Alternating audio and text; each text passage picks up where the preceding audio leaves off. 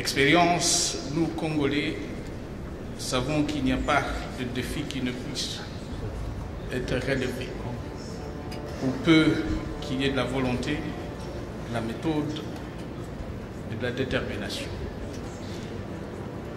Vous savez tous où en était mon pays il y a à peine 13 ans. Je suis heureux de vous dire ce jour que la République démocratique du Congo est de nouveau un pays debout. Un pays où la paix retrouvée se consolide chaque jour davantage. Joseph Kabila, ce qu'il a trouvé, ce qu'il a laissé, des difficultés à l'espoir, arrêt sur image. Investi président de la République le 26 janvier 2001 à l'âge de 29 ans, le président Joseph Kabila a hérité un pays par terre qui ne réunissait pas les attributs d'un État. D'ailleurs, le magazine Jeune Afrique avait parlé de la République démocratique du Congo comme un pays qui n'avait rien d'un État moderne. Tous les indicateurs en 2001 étaient en rouge. Nous disons bien tout.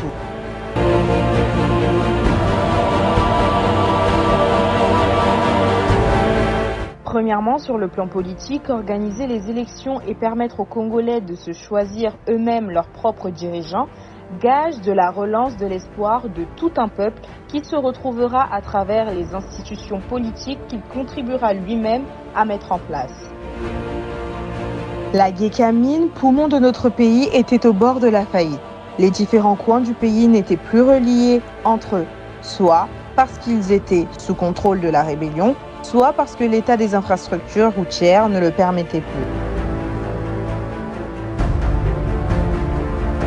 Pour un pays qui s'étend sur 2 345 410 km², à peine disposions-nous de 145 000 km des routes, le tout dans des conditions effroyables.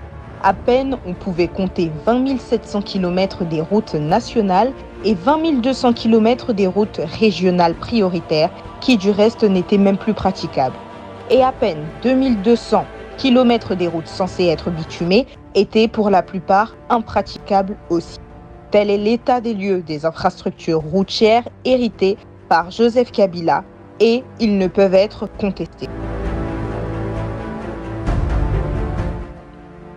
Si Joseph Kabila a trouvé un pays en ruine, occupé par une économie moribonde, il a néanmoins laissé un pays qui pose ses premiers pas dans la modernité au profit de son successeur, qui peut se vanter de disposer des moyens conséquents pour mener à bien tous les projets de développement de notre pays.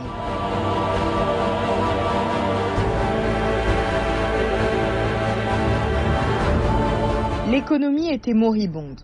Aucun signe d'espoir dans un pays morcelé et occupé par les forces rebelles. Beaucoup d'années plus tard, après notre victoire sur le M23, Joseph Kabila a même révélé que la communauté internationale lui avait proposé de laisser administrer chaque partie occupée par la rébellion pendant 5 ans pour faire l'évaluation à l'échéance de cette période de 5 ans. Pays sans constitution, qui n'a jamais organisé les élections directes à tous les niveaux de commandement, dépourvu des instruments juridiques nécessaires pour assurer son développement, pays sans repère sur tout le plan, c'est ce pays hérité par Joseph Kabila en 2001.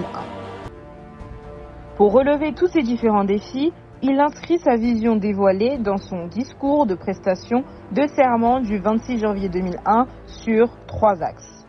Premièrement, sur le plan politique, organiser les élections et permettre aux Congolais de se choisir eux-mêmes leurs propres dirigeants, gage de la relance de l'espoir de tout un peuple qui se retrouvera à travers les institutions politiques qu'il contribuera lui-même à mettre en place. Sur le plan économique, il a hérité d'un stock de dette extérieure de plus de 17 milliards de dollars, comprenant les encours et les arriérés, plaçant le pays dans la liste des pays pauvres très endettés. Troisièmement, pour notre économie, il s'est engagé à sa relance alors qu'aucun indicateur se permettait de croire à ses promesses. Il n'aura pas fallu attendre plusieurs années pour voir les premiers signes de sa politique. L'espoir renaît chez les Congolais dans un temps record et quelques points peuvent être soulevés ici. Les pourparlers de Sun City ont conduit à la gouvernance 1+4 qui a permis à plusieurs rébellions de déposer les armes. Le référendum constitutionnel organisé en 2005, soit 4 années plus tard. La Constitution publiée le 18 février 2006 sur fond de contestation de l'Église catholique et de l'UDPS qui finiront par s'en approprier beaucoup d'années plus tard.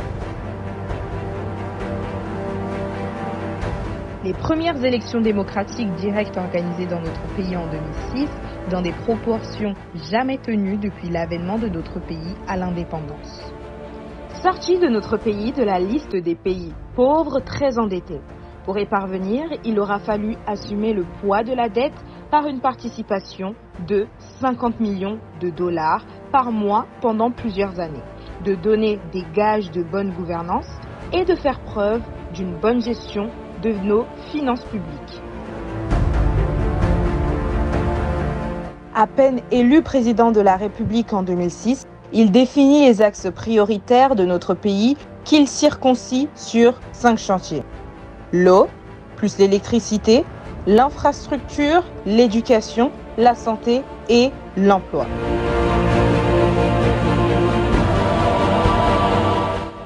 Ces différents secteurs, 5 années plus tard, quand vient sa réélection en 2011, connaît une nouvelle vision pour son exécution, la révolution de la modernité. La révolution de la modernité vise à créer une nouvelle vitrine de la République démocratique du Congo sur fond des 5 chantiers.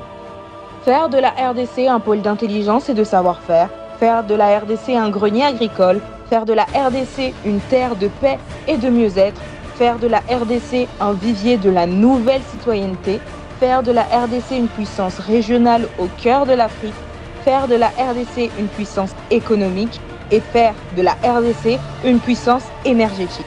Tels sont les 7 axes fondateurs de la révolution de la modernité.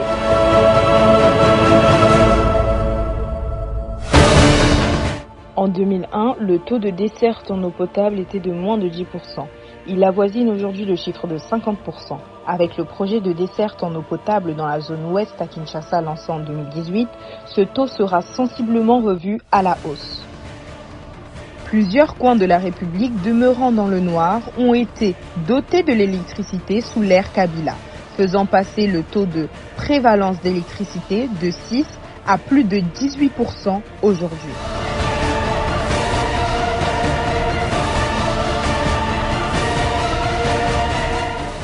Malgré les difficultés rencontrées, les routes ont été modernisées, élargies et un stock de plus de 6000 km de nouvelles routes construites permettant désormais à plusieurs points de la République d'être de nouveau reliés entre elles. Côté santé, déjà plus de 457 centres de santé étaient réhabilités en 2011. 58 instituts médico-légaux et des hôpitaux de référence construits, émergence de plusieurs cliniques mobiles et financement de ce secteur qui a permis de ramener les coûts récurrents de la santé à plus de 50%, de 5% qu'ils erraient en 1986 et consorts.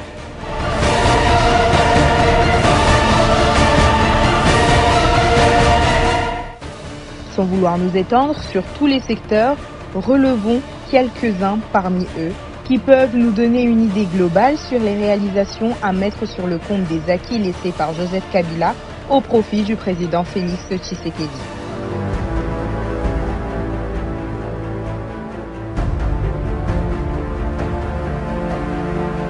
Premièrement, le nouveau code minier qui permet de révéler sensiblement la quotité de nos mines sur notre développement. Deuxièmement, le code des assurances dont la libéralisation de ce secteur permet de générer des grands moyens pour le pays. Troisièmement, une économie stable marquée par une bonne maîtrise et stabilité de notre monnaie. Quatrièmement, une armée requinquée et bien équipée avec des soldats bien formés pour défendre notre pays. De nouvelles bagarres d'électricité qui, avec une bonne politique de transport de courant dans les grandes villes, permettront à terme de réduire sensiblement le délestage.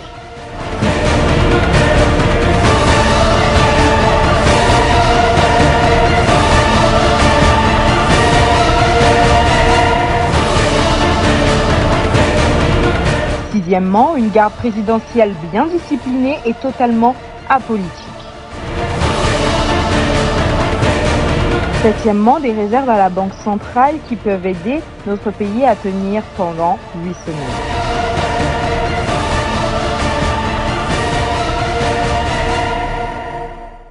Neuvièmement, notre intégration dans l'espace du droit OHADA qui permet de faciliter et de renforcer le climat des affaires. Dixièmement, le passage de 11 à 25 provinces plus la ville de Kinshasa qui permet de favoriser le développement à la base.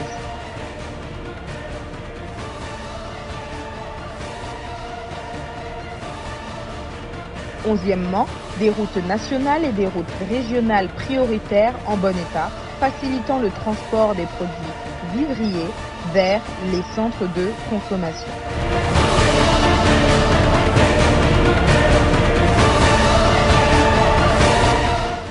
Douzièmement, les conditions favorables au parachèvement de la gratuité de l'enseignement de base. Treizièmement, une capitale de plus en plus modernisée, une bonne vitrine pour les potentiels investisseurs.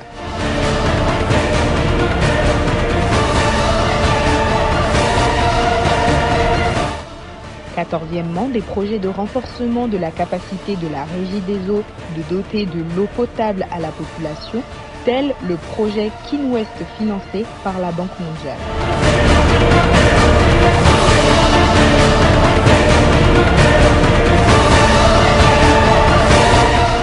Quinzièmement, des hôpitaux de référence et plusieurs centres de santé et instituts médico-légaux construits et réhabilités.